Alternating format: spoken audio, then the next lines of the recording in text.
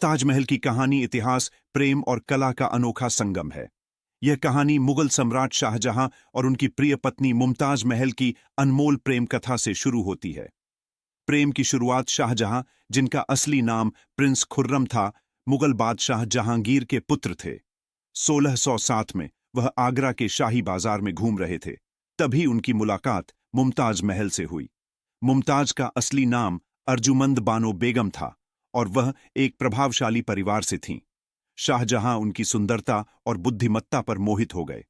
5 साल के इंतजार के बाद 1612 में उनकी शादी हुई। प्रेम का उत्कर्ष मुमताज महल शाहजहां की सबसे प्रिय पत्नी थीं। वह न केवल उनके जीवन की साथी थीं, बल्कि उनकी राजनीतिक और प्रशासनिक गतिविधियों में भी महत्वपूर्ण भूमिका निभाती थीं। मुमताज महल ने शाहजहां को 14 बच्चों का जन्म दिया।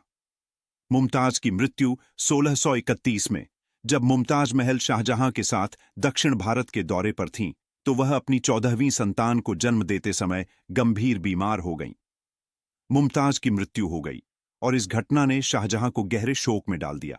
मुमताज की अंतिम इच्छा थी कि शाहजहां उनके लिए ताजमहल का निर्माण आरंभ।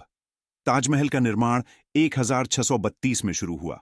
इसे बनाने में लगभग 22 वर्ष लगे और 1653 में यह बनकर तैयार हुआ। 2. स्थान: इसे आगरा में यमुना नदी के किनारे बनाया गया। इस स्थान का चयन इसलिए किया गया ताकि यह नदी की सुंदरता के साथ और अधिक आकर्षक लगे। 3. वास्तुकार और श्रमिक: ताजमहल का मुख्य वास्तुकार उस्ताद अहमद लाहौरी थे। इसमें भारत, फारस, तुर्की और मध्य एशिया के लगभग 20,000 कारीगरों ने काम किया। ताजमहल मुगल स्थापत्य कला का उत्कृष्ट उदाहरण है, जिसमें इस्लामी, फारसी और भारतीय वास्तुकला का अनोखा समन्वय देखने को मिलता है। ताजमहल के हिस्से 1. गुंबद: ताजमहल का सबसे प्रमुख हिस्सा इसका बड़ा सफेद संगमरमर का गुंबद है, जो प्रेम और शांति का प्रतीक है। 2. मकबरा: ताजमहल के भीतर मुमताज महल और शाहजहां की कब्रें हैं।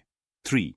चार बाग: ताजमहल के चारों ओर एक सुंदर मुगल गार्डन, चार बाग है, जो संतुलन और शांति का प्रतीक है। 4. मीनारें: ताजमहल के चारों कोनों पर 4 ऊंची मीनारें हैं, जो इसके स्थापत्य सौंदर्य को बढ़ाती हैं।